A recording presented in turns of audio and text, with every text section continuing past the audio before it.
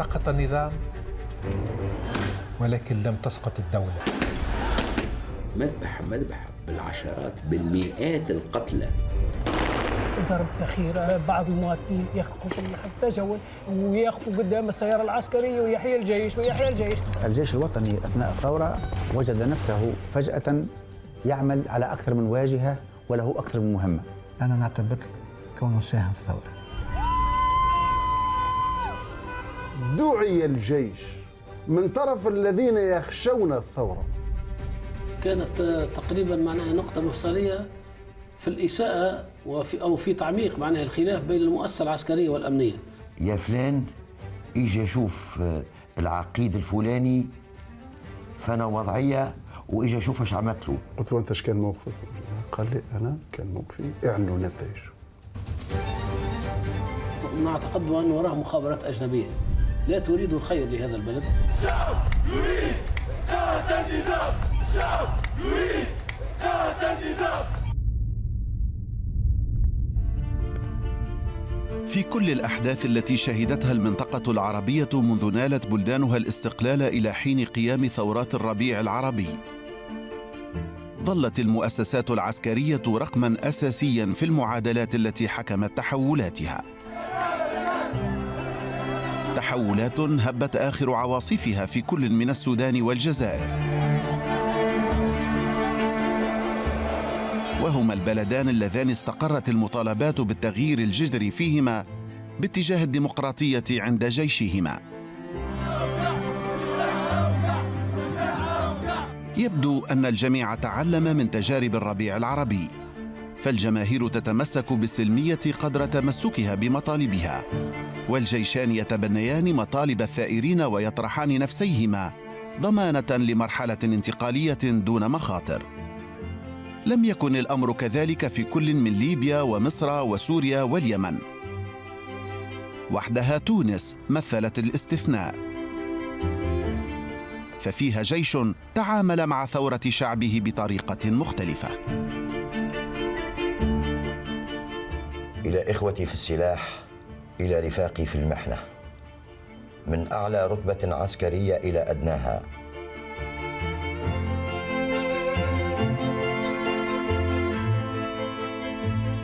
إلى أرواح الذين وافاهم الأجل ولم يشهدوا هذه اللحظة التاريخية، إلى كل هذا وذاك، وإلى أرواح الشهداء وشباب الثورة والشعب التونسي الذي لولاه لما كشفت الحقيقة وضاع أمل المحاسبة.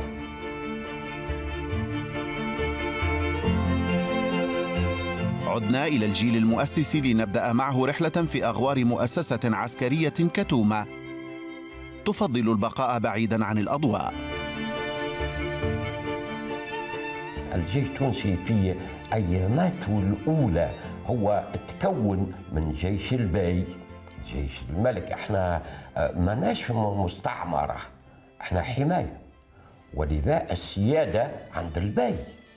ووزارة الحربية اللي بعد سميت وزارة الدفاع هي وزارة سيادة تابعة البي، عنا سيادتنا معنا موجودة فيها. لما خرجت فرنسا أول ما خذينا جيش البي، وكانت عندنا كوادر خذيناهم للجيش البي رايعة، وخاصة في الشؤون اللوجستية والإدارية. جاء الوعي للدولة التونسية. نحن خرجنا من الاستعمار الفرنسي، ولكن أين الجيش؟ كيف سنحمي هذه الدولة؟ بدأ التفكير في بناء جيش، ومباشرة بدأ التفكير في بناء جيش، ونوقشت عدة اطروحات لبناء جيش وطني، الأطروحة اليوغوسلافية والأطروحة الإسرائيلية والأطروحة السويسرية والأطروحة الجيش الكلاسيكي اللي كان على نمط فرنسي وكذا. من الصعب أن نجم نقولوا وأنه بورقيبة استند إلى موروث اجتماعي وثقافي وفكر عسكري بنى عليه سياسته باش يعطيها للوزراء والقادة العسكريين اللي توجدوا باش يعملوا له جيش كيف هكا. لا، هو كان يدرك السياسي لابد من جيش للدولة، لابد، ما فيش دولة بلا جيش. حتى كان قرأوا التاريخ كل شيء يضيع يبقى ديما الجيش نذكره. كان الرئيس التونسي الراحل الحبيب بورقيبة حريصا على أن يكون وإن باختلاف آباء تونس الحديثة كما فعل مصطفى كمال أتاتورك في تركيا.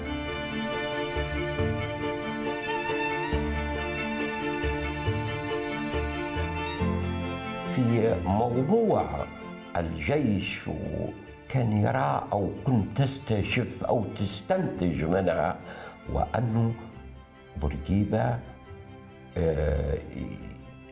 يحب اللي يشري به معدة عسكرية أو آلة أو يرفع به عديد الجيش يعمل به حاجة اجتماعية كمدرسة كمستشفى كتكوين مهني خير من ذلك. قال أنه الدولة تتقدم بجيوشها، وقال لا نحتاج إلى جيش ولا نصرف ولا ننفق أموالنا في الجيش، وكان يعتقد أنه سينفق أمواله في التعليم. لكن أي واحد عاقل أي رجل سياسة الجيش والتعليم سوا بسوا، هو الجيش تعليم أيضا. دولة كان لابد لها من جيش بمواصفات وأدوار محددة. جيش تأسس في 30 من حزيران يونيو سنة 1956.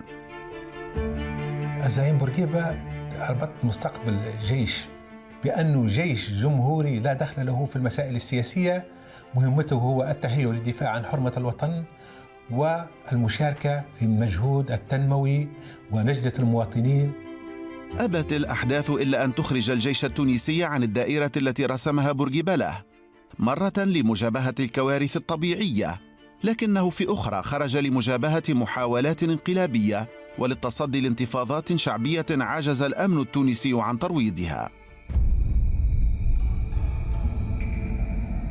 محاولة الانقلاب سنة 1962، ونتذكر في تلك الحقبة أن كانت هناك عدة بلدان عربية فيها يعني الجيش يحكم، وقعت فيها انقلابات، وذلك يعني أعطى إشارة سلبية جدا، حيث ارتأت القيادة السياسية أن تحدد دور الجيش وأن تتم يعني مراقبته بشكل كبير.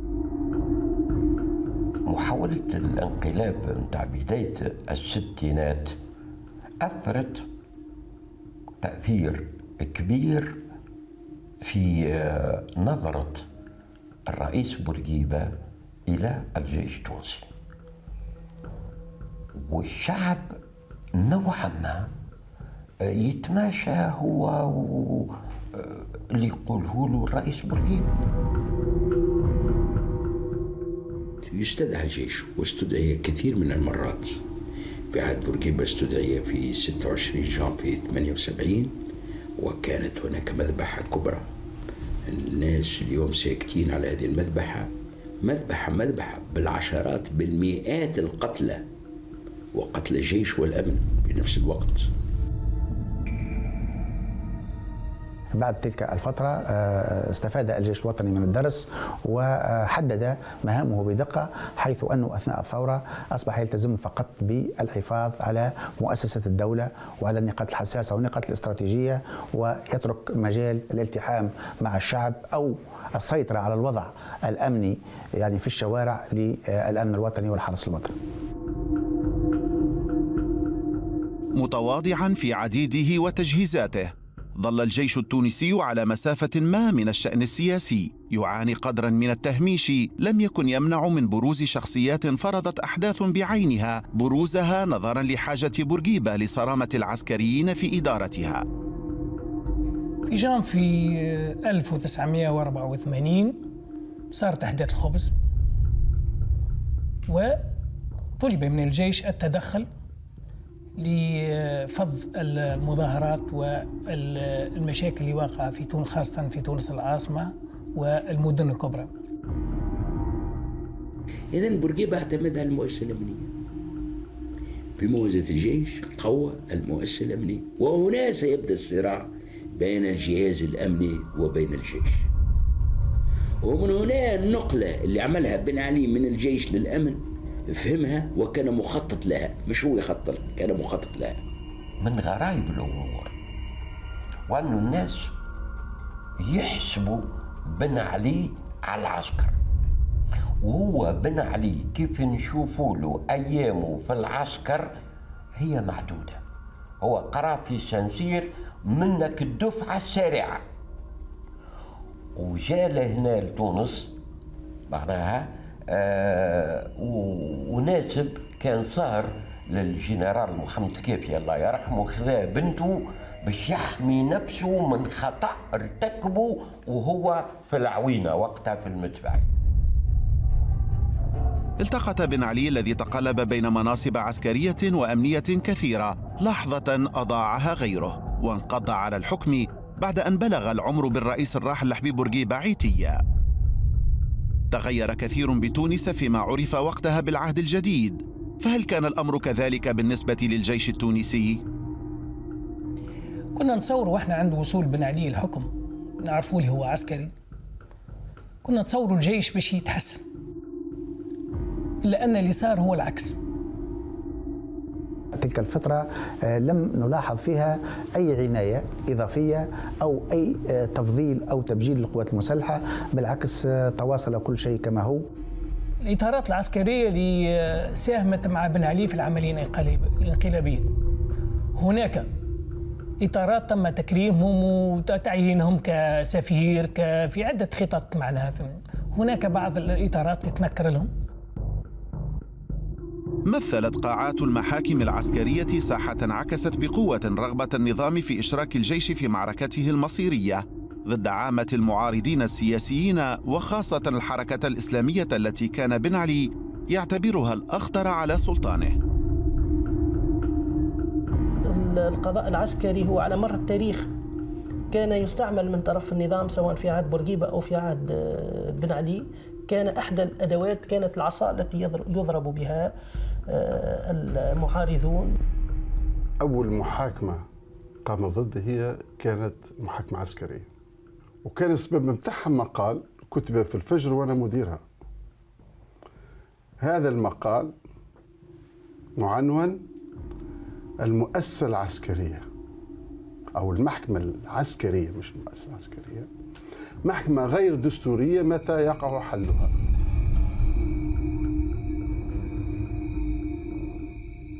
لم تكن الحركة الإسلامية وحدها ما يخيف بن علي، ذلك أن من قدم من خلفية عسكرية ليستولي على الحكم في انقلاب دبر بليل 7 نوفمبر عام 1987 لا يطمئن لأن يبادر أحدهم بنفس الصنيع. كان لابد من حجر يصيب في نفس الوقت عصفورين في مقتل، الجيش والحركة الإسلامية معا. لكن كيف؟ المؤسسة العسكرية كانت تشهد تنوع إيجابي، وهي ليست بمعزل عن الحياة السياسية والمجتمع المدني والتونسي بشكل عام. عندنا جيش له من التكوين معناها في أعلى مستوى، وليس في تونس فقط، الأكاديمية العسكرية وحتى المدرسة التحضيرية للأكاديمية العسكرية مستوى عالي جدا، ويأتي إلى الجيش شباب بعد نهاية تعليمهم الثانوي في أعلى مستوى. والشباب الكل تونسي في ذلك الوقت، فيه اليساري، فيه الإسلامي، فيه القومي. هذا التعايش والتجانس كان عادي وكان لا يمثل مشكل. الجيش التونسي عندنا ما يسمى بالتكوين المعنوي والوطني والتكوين القانوني، وفي هذا يكمن السر، يعني هالصفات اللي نبثوها في الإطارات العسكرية والجندي العسكري.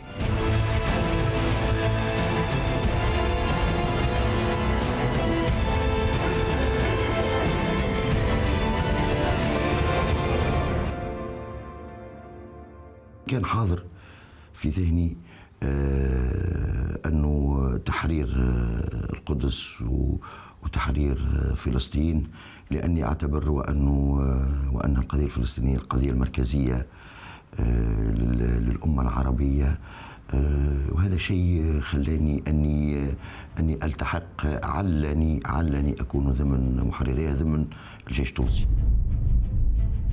لم ينسى الناصر الموسي أيام القهر والرعب تلك، فمن التحق بالجيش مؤمنا بقيمه مراهنا على وطنيته وقوميته تحول بين عشية وضحاها إلى ضالع في مؤامرة لقلب نظام الحكم رغم أنفه، أعلن عنها وزير داخلية بن علي آنذاك عبد الله القلال في أيار مايو عام 1991. حينما أراد نظام بن علي ضرب الإسلاميين أراد أنه يضربهم بالمؤسسة الأمنية. حينما أراد أن يضربهم بالمؤسسة الأمنية خاف من المؤسسة العسكرية في أنها ربما هو يعتقد أنها تنقلب عليه. اعتقلت الداخلية 244 بين جنود وضباط، بينهم 3 من بين 6 مساعدين لرئيس أركان الجيش التونسي. اتهمنا أنه احنا كنا ندبر الانقلاب عليه. كانت تقريبا معناها نقطة مفصلية في الإساءة في تعميق معناها الخلاف بين المؤسسة العسكرية والأمنية، على اعتبار وأنه معناها فما ضباط سيقوا إلى وزارة الداخلية بالأزياء متاعهم. احنا نحينا البدلة العسكرية في مقر وزارة الداخلية ومباشرة يعني أحالونا إلى البحث، وحينما نقول البحث يعني التعذيب. كانوا يسميوا بعضهم بأسماء مستعارة مش أسماء حقيقية، وكان يقولوا لبعضهم يا فلان إجا شوف العقيد الفلاني فانا وضعيه واجا شوف ايش عملت له. يعني كان هنالك تشفي في المؤسسه العسكريه، وكان هنالك مركب نقص تجاه الرتب اللي نحملوها، ونحن على تلك الحاله. صرحوا لنا انا واحد، صرحوا لي بانه احنا اللي نحكموا في البلاد كأمن دوله. العسكر برتبكم العاليه ما تسمعوا حد شيء امام اخر عون امن بسيط. كانت الرساله واضحه، ويبدو ان المؤسسه العسكريه قرأتها جيدا واحتفظت بها لترد عليها في وقت لاحق. منذ احداث المناجم بالجنوب كانت المؤسسه العسكريه تعرف ان الوضع الاجتماعي متعكر، وكل ما يجول على الساحه وكل ما نسمعه من أخبار هو يحلل، ولنا مؤسسات تحلل هذه المعلومات وربما تستقرأ ما يمكن أن يحدث. الفكرة اللي كانت على الشباب التوانسة على أساس أنه شباب مايع، الشباب ما عندوش علاقة بالسياسة، شباب ما عندوش اهتمامات سياسية، وهذاك اللي خلى معناتها عمل المفاجأة في العالم الكل، أنه الشباب هذايا كيفاش يوقف وواجه نظام بقوة واستبداد نظام بن علي.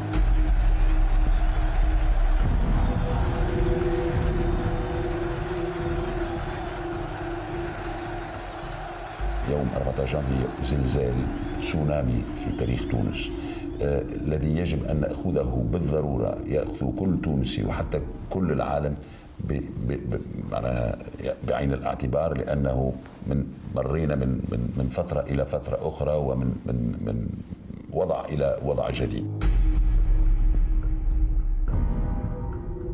أنا أعتقد أنه وقع الخلاف بين بن علي ومؤسسة الجيش قبل 14 جانفي بحوالي 7 أيام،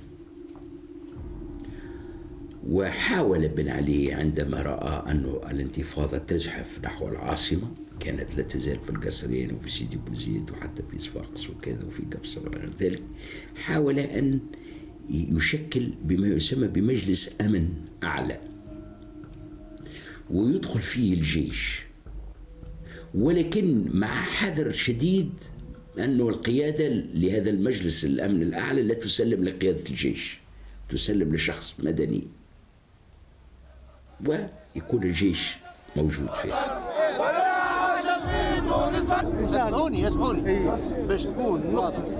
لعبت شخصية محورية دورا أساسيا فيما قامت به، إنه الجنرال رشيد عمار.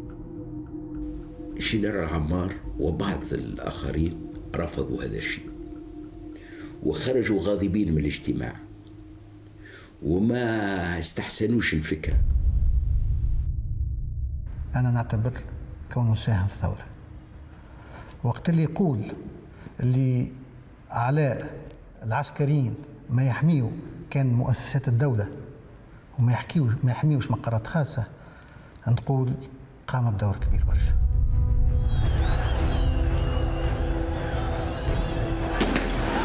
كانت تونس على موعد كبير مع قدرها، فالبلد الصغير في مساحته وتعداده السكاني أوشك منذ 17 من ديسمبر سنة 2010 على إطلاق تحول مدون سيبدل وجه المنطقة العربية كلها.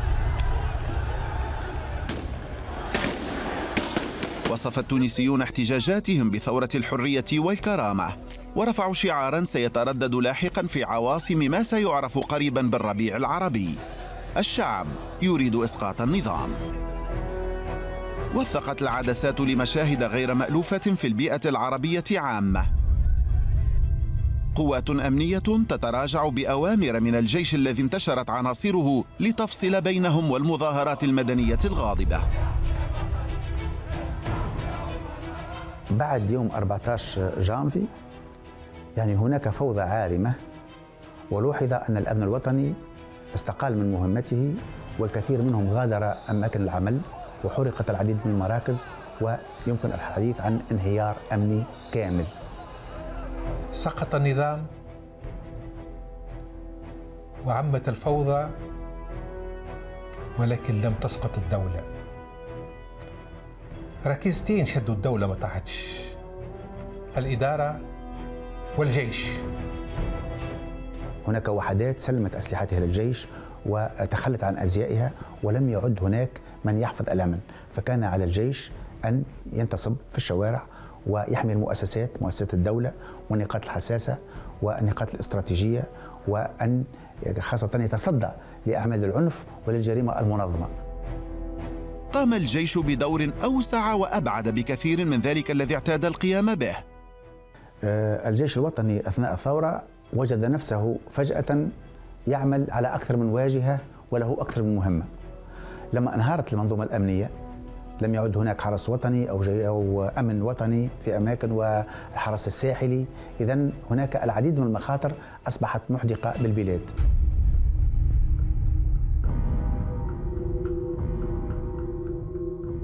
ضرب ذخيرة، تتفاجأ بعض المواطنين يخرقوا، خاصة اللي بيسهروا يخرقوا في التجول ويقفوا قدام السيارة العسكرية ويحيى الجيش ويحيى الجيش، ونبدو نهبطوا لهم ونوصلهم حتى لعائلاتهم ونفهموهم لكونه حظر التجول راهو ممنوع التجول، وثم اللي هم في حالة عادية كيف ولا مريض ولا معناها قاعدين معناها نتعاملوا فيهم معناها معاملات إنسانية بحتة. نعرف الظرف هذاك صعيب. آثر الجيش الاعتصام بالتحفظ في مرحلة على فيها ضجيج الاستقطاب السياسي في تونس ما بعد الثورة، فمعتصمو القصبة الذين جمعهم الإصرار على طي صفحة نظام الرئيس المخلوع بن علي وجدوا أنفسهم عند مفترقات سياسية وأيديولوجية نصبت فيها الأحزاب والتيارات الفكرية والاجتماعية بضاعتها تدعو لما عندها وتناصب غيرها الخصومة. في الأثناء أطل خطر كبير برأسه على تونس يتحدى أمنها ويلقي بعبء ثقيل على كاهل قواتها المسلحة. الإرهاب هو ملف إقليمي، وكل لن يستثني أي دولة، وكل دولة تنال ما تستحق حسب موقعها وقوتها والدور الذي ستلعبه في إعادة ترتيب المنطقة.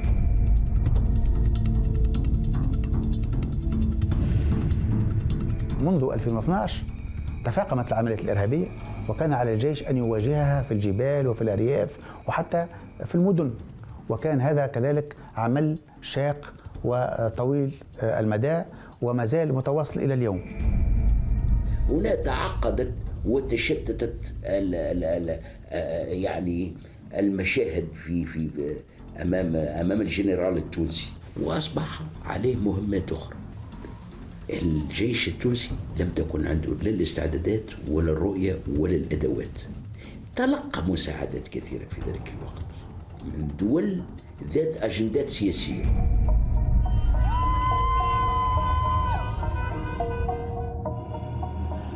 هذه لحظة شكر لله سبحانه وتعالى. جاءت انتخابات 2011 بنتيجة مدوية صعقت بعض الأطراف. حركة النهضة ذات الخلفية الإسلامية تتصدر النتائج. بعض الأطراف لم تكن لتحتمل ذلك وجعلت تفكر في خيار آخر: دعوة الجيش للتدخل لإلغاء المسار الانتخابي. من الأشياء اللي ذكرها لي الجنرال رشيد عمار قال لي في تلك الليلة وما بعدها كان لم يتوقف جرس الهاتف متاعي، وكانوا يتصلون بي. أنا ما حبيش نسأله لكن نعرف أنه مون جنرال بالحرف الواحد، مون جنرال النهضة ربحت. ليش النهضة؟ ليش يقول النهضة ربحت؟ وما هو القصد من ذلك؟ القصد من ذلك دعوة واضحة، مون جنرال تحرك، افعل شيء.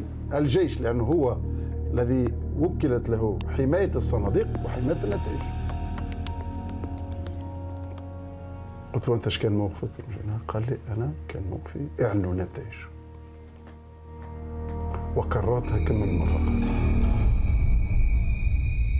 جاءت تشكيكات كثيرة حتى أثناء الانتخابات، يعني رأينا كم أطراف تدفع في اتجاه أن يتسلم الجيش السلطة، وما زال بعضهم من يحاول أن يمرر هذه الأفكار إلى اليوم. لكن المؤسسة العسكرية كانت ثابتة على مواقفها، هي جيش جمهوري، جيش نائب نفسه عن التجاذبات السياسية، ويقف موقف الحامي للثورة والحامي لكل المؤسسات. أنا أعتقد أنه الجيش التونسي أبعد ما يكون على أنه ينفذ انقلاب بالمعنى الانقلاب الكلاسيكي اللي تعرفوا الناس. الجيش التونسي ما عادش، أولا الوضع في تونس ما يقبلش الانقلابات. الجيش التونسي ماخذ خيار أنه ما يدخلش المعمعة هذه وما يدخلش روحه في المعمعة هذه، لأنه المعمعة هذه ومسألة الانقلابات في تنجم تكون كمين في مستوى معين للجيش لتحطيمه ولتدميره. الجيش التونسي أكثر مؤسسة يثق فيها التوانسة بكل أطيافهم، لذلك لا أعتقد أن الجيش عنده النية هذه لا في الماضي ولن تكون له النية في المستقبل. أصدق رواية اللي قالها سير رشيد عمار، جنرال رشيد عمار، أنه دعي الجيش يوم 14 جانفي من طرف الذين يخشون الثورة، ومن ظفرين يقولوا يخشون النهضة. ربما دعوة الجيش ليتدخل ويأخذ الحكم عوض على النهضة، وربما من يفرزه صندوق الاقتراع، ظنا منه أن الجيش على الأقل سيحميهم ويكونوا معهم. الحقيقة أنه التصريح هذا من الأصل مغلوط وغلط وما يجيش. علاش؟ لأنه بالعقل الجيش التونسي كان عنده أكثر من فرصة، وكانت كما يقال السلطة ملوحة في الشارع.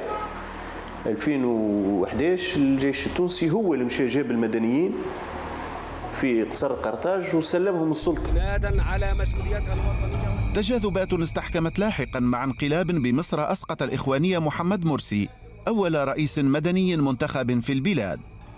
انقلاب نفذه الجيش المصري بقيادة وزير الدفاع آنذاك عبد الفتاح السيسي ليطوي شيئا فشيئا صفحة ثورة 25 من يناير. الجيش لاعب كبير في العالم العربي، ولعب في كل البلدان، حتى في البلدان التي لم تشهد انقلابات.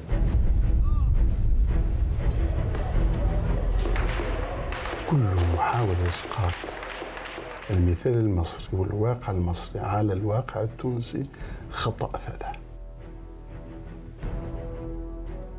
ووهم سقطت في كل الأطراف تقريبا. من الذي أطاح بمبارك في آخر فصل المسألة؟ من الذي فصل المسألة؟ هو الجيش. صحيح الشعب كله خرج، الشعب المصري، وصحيح حسني مبارك أصبح عاجز ومشلول هو وأجهزة الأمن، طلبت من الحكومة، ولكن الجيش هو الذي دخل إلى الشارع حمى الشعب، لم يطلق النار على الشعب. وسوف أكلف الحكومة. أولا الوضع في مصر والوضع في تونس مختلف تماما، مختلف بالنسبة لدور الجيش المعروف في مصر الشقيقة مصر. رئيس الجمهورية بنفسه كان دائما من الجيش. في بعض التجارب المقارنة في دول الجوار التي عرفت ثورات، نعرف أن المؤسسة العسكرية هي جزء من اللعبة السياسية، وعملت على إجهاض ثورات الشعوب العربية، وساهمت بدور كبير في تعطيل المسار الانتقالي في بلدانها. وسط مناخ اجتماعي وأمني متوتر اتسم بتصاعد كبير للاحتجاجات وتوتر بالغ بين الحكومة والاتحاد العام التونسي للشغل، النقابة العمالية الأكبر في البلاد، ألقت التطورات بقنبلة اهتزت لها أركان البيت التونسي. مسلحون يغتالون في شباط فبراير 2013 الوجه اليساري البارز والخصم اللدود لحركة النهضة الراحل شكري بالعيد. نفس الأصوات التي نشطت عقب انتخابات 2011 في الدعوة لنقض المسار الانتخابي واستدعاء السيناريو الجزائري يممت وجهها هذه المرة صوب ما بات يعرف هو الآخر بالسيناريو المصري. بعد بالعيد جاء الدور على النائب محمد البراهمي ذي الخلفية القومية الناصرية ليغتال على يد مسلحين أكدت التحقيقات اللاحقة أنهم وقتلة شكري بالعيد ينتمون للتيار السلفي الجهادي، بينما همست أصوات أخرى أن هؤلاء وعامة التيار السلفي الجهادي كانوا مجرد أدوات لتنفيذ مخطط أكبر في حجمه من تونس. قابل الجيش التونسي تلك الأجواء المتشنجة بصبر وحسم أمره في اتجاه عقيدته التاريخية. الجيش جمهوري ولا يتدخل في الشأن السياسي، ولا مستقبل لتونس بعيدا عن الديمقراطية وصناديق الاقتراع. من لم ينجح في الانتخابات وساءه أن تصعد النهضة الدولية بالحكم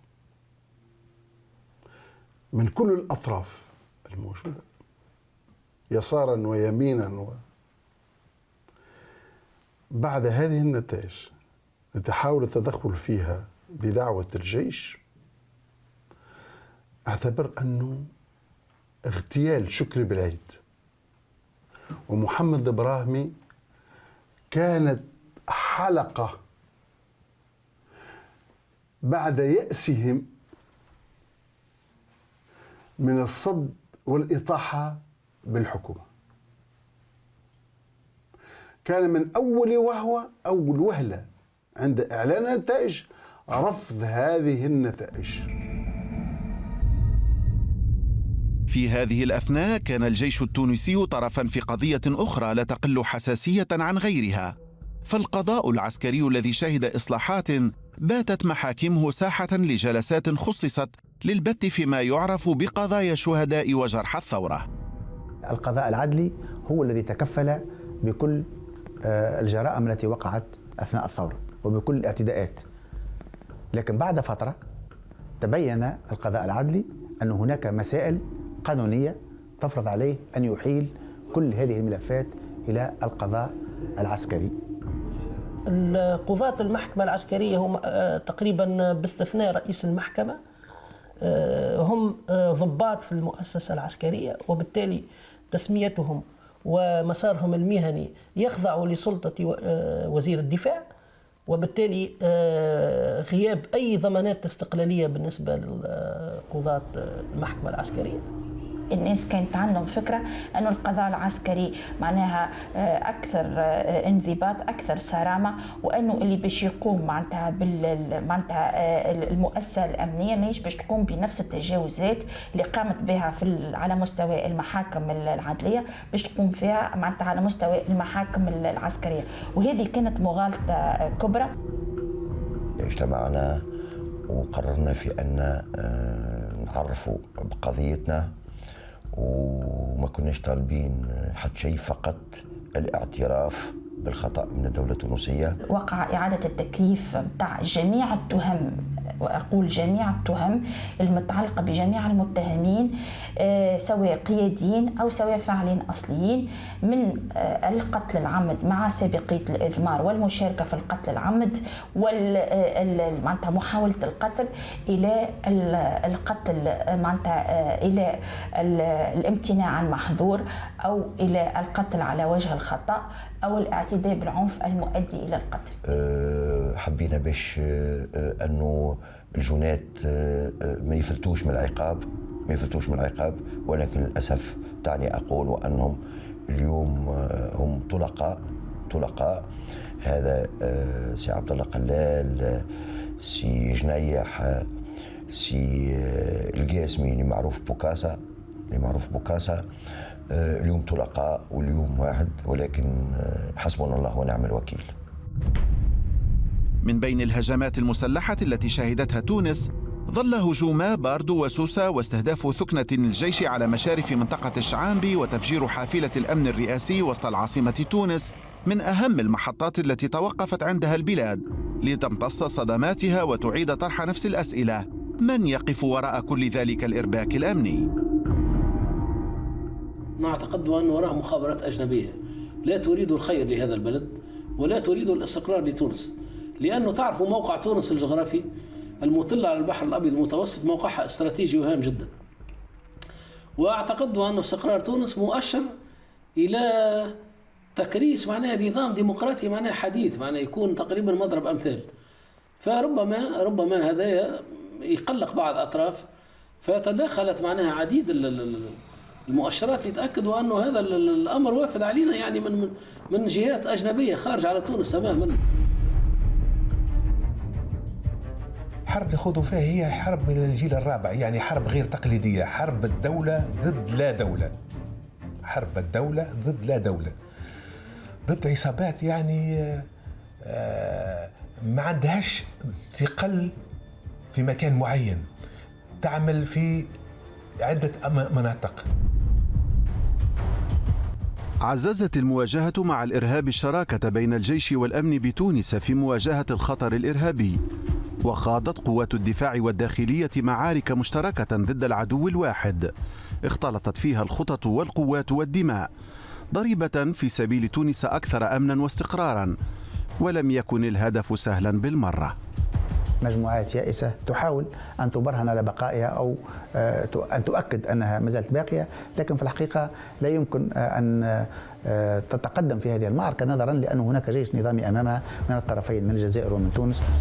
نال الجيش من المجموعات المسلحة ونالت هي منه، لكنه فيما يبدو تجنب الوقوع في فخ استدراج تشكيلاته وتجهيزاته الثقيلة إلى حيث معاقل مجموعات صغيرة مسلحة لا تكاد تستقر على مكان.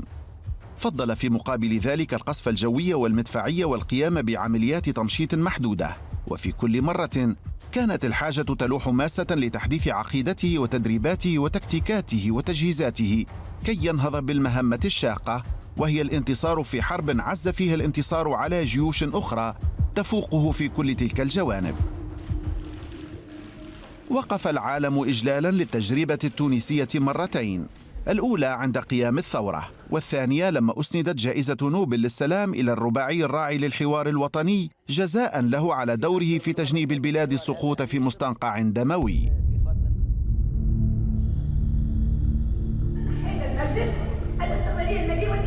شهدت كتابة الدستور الجديد للبلاد تجاذبات بل معارك حامية الوطيس، وفي كل ذلك لزم الجيش قدر ما يستطيع صمته الذي ما كان يقطعه سوى بالدعوة إلى اللحمة الوطنية وتغليب مصلحة الوطن على غيرها من الاعتبارات.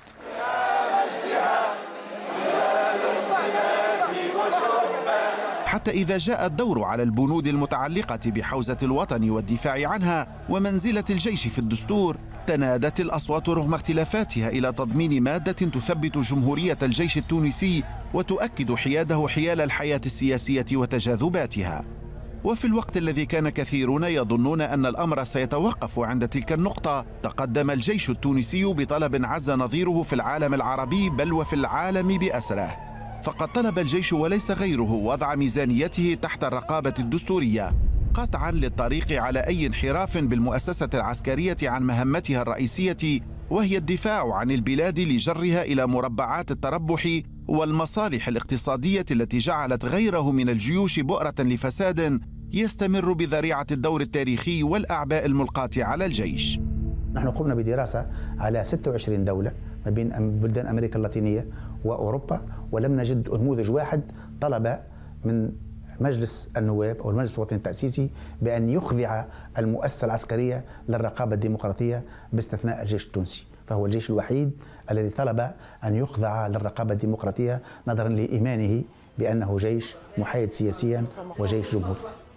القرار والاتجاه اللي أخذه الجيش التونسي بأنه يضع رقابة على نفسه، يعني هو يطالب بها، يعني رقابة ديمقراطية بطبيعة الحال، يعني مش باش يكون هذا دليل على الثقة في النفس وعلى أنه قيادة الجيش والعسكريين بصفة عامة يعرفوا أنه سواء كان في معناها في الماضي ولا في الحاضر معناها كان ما عندوش ما عرف من فساد في كثير من الميادين الأخرى، كان نظيف. هي كانت رسالة للتوانسة الكل، كون الجيش بعيدا عن المطامع السلطوية، الجيش بعيدا كل البعد عن المطامع السياسية، الجيش بعيدا كل البعد على الانقلاب، على المسار الانتقال الديمقراطي في تونس.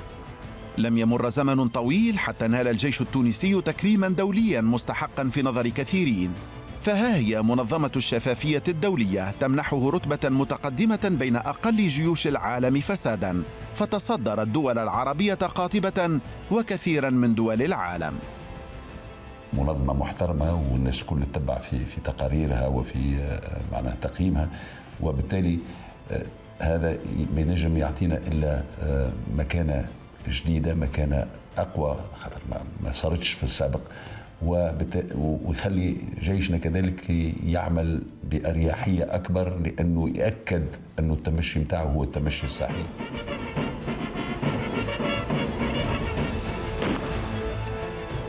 ما قيل عن أن الجيش التونسي هو أقل فسادا يعود بالأساس إلى عدة معطيات. أولا هذا الجيش غير مسيس.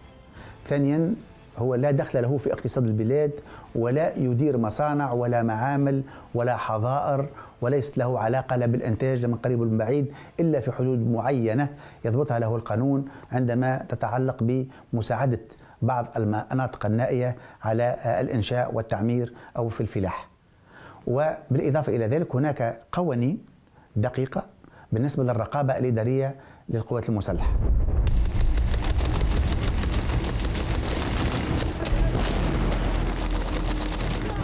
كانت بنغردان على موعد مع أحداث خطيرة للغاية. المدينة الواقعة على الحدود مع ليبيا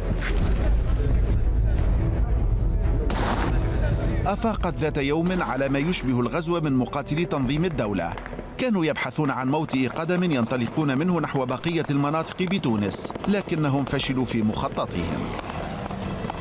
سجلت عدسات الكاميرا مرة أخرى مشاهد غريبة غير مألوفة في مثل هذا المقام.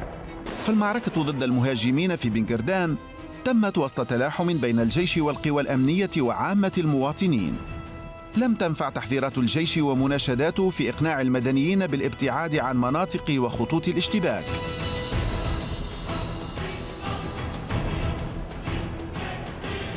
تراجع الخطر لكنه لم ينتهي، ففي تونس بقايا لمسلحين في عدد من الجبال الوعرة اعتادت مباغتة القوات الأمنية والعسكرية، وفي مدنها خلايا تتحرك بين حين وآخر لتنفيذ هجمات فردية كلما أتيحت لها الفرصة. بيد أن السنوات الأخيرة خاصة مع حكومة يوسف الشاهد شهد المشهد الأمني تحسنا ملحوظا، ما منح الجيش التونسي فرصة لالتقاط الأنفاس.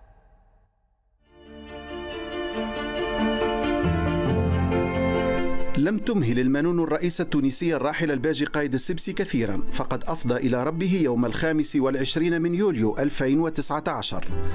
فرض رحيله انتخابات رئاسية مبكرة في 15 من شهر سبتمبر.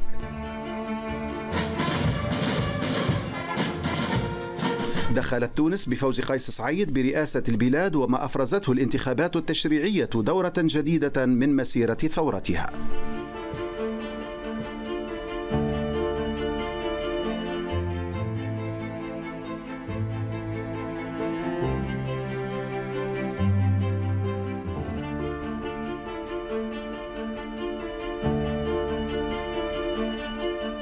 لقد تغيرت تونس وتغير جيشها. يقطع كثيرون بأن عجلة التاريخ لا يمكن أن تعود القهقرة إلا لأخذ العبرة واستخلاص الدرس. لابد من المحافظة على هذا الكيان الذي بدونه لا يمكن البتة أن ننجز، لا يمكن أن نتقدم، لا يمكن أن نبني جمهورية. كما حققنا انتقال ديمقراطي في تونس، يلزم أيضا تتحقق عدالة، وعدالة منصفة لجميع الضحايا اللي وقع عليهم انتهاكات مهما كان نوعها. رسالة للجيش التونسي،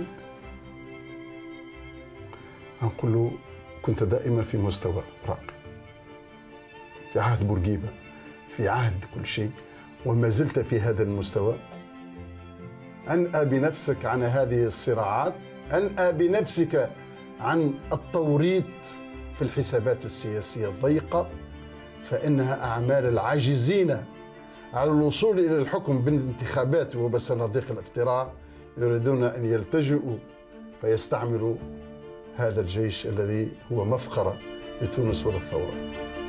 المؤسسة العسكرية أثبتت أنها مؤسسة بناء، مؤسسة تماسك، مؤسسة حماية وضمان لمستقبل أجيال. احنا حاجتنا بالأجيال القادمة أنها تعيش في ظروف أفضل مما معناها عشناها احنا.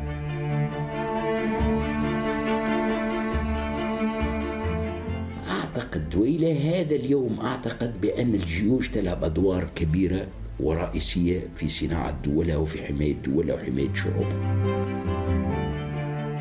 وضعنا الاستراتيجي يخلي جيشنا مطلوب منه يكون جيش قوي، لانه الاقليم من حولنا معناها مشتعل والمخاطر تحدق بنا، ولكن انه الجيش التونسي ينفذ انقلاب هذه عمليه في رايي شبه مستحيله بالمعطيات الحاليه. نقول أنه واجب علينا كلنا كتوانسة أنه أولا نعطيه الهيكل هذا كل الاحترام وكل التقدير، هذا ما فيش شك. نفكروا فيهم لأنه نعرف أنه أغلبهم كذلك من أوساط شعبية، من أوساط معناها بسيطة، يجب معناها دعمهم بكل الإمكانيات حتى على الصعيد الشخصي.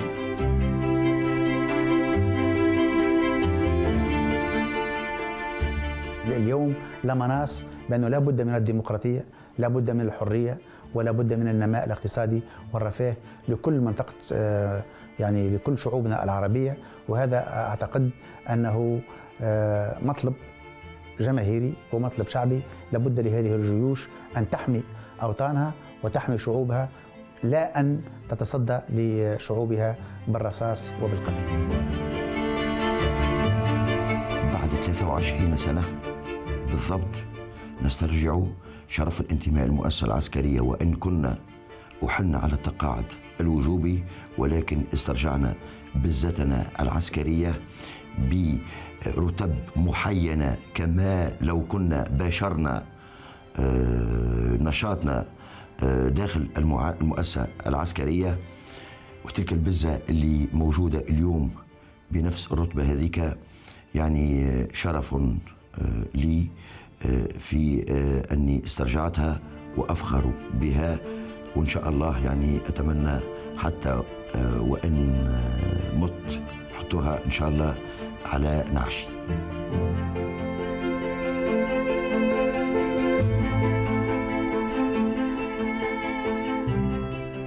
مفترق يقف عنده جندي لا ليملي الطريق على سالكيه، وإنما ليؤمن الطريق للشعب الذي أراد الحياة نحو الحرية والكرامة ما أمكنه ذلك.